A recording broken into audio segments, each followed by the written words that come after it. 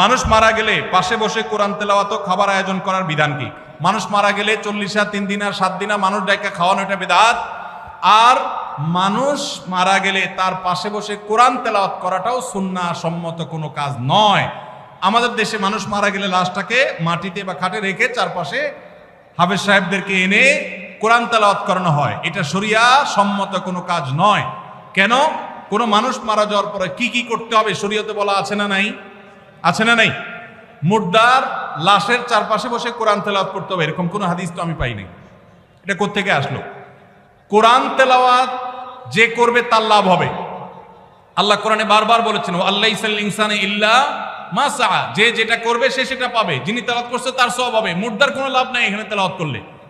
আর যদি বলেন যে কোরআন শোনাচ্ছি, তাহলে ওয়ামা আনতা বিমুসমিউম মান ফিল কুবুর, আপনি তেলাওয়াত শোনাবেন জীবিত মানুষকে, মৃত মানুষকে তেলাওয়াত শুনিয়ে কোনো ফায়দা হবে না। এর সওয়াব হবে জীবিত অবস্থায় শুনলে।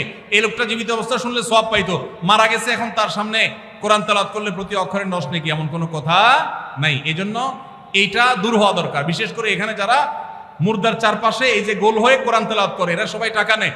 তেলাওয়াতের বিনিময়ে টাকা গ্রহণ করা সারাসার হারাম। যে দেয় সেও হারাম করে, যে নেয় সেও হারাম করে। খতমের নাম দিয়া অনেক এলাকাতে এখনো অনেকে হারাম কাজ করছেন। তাদের আল্লাহকে ভয় করা উচিত।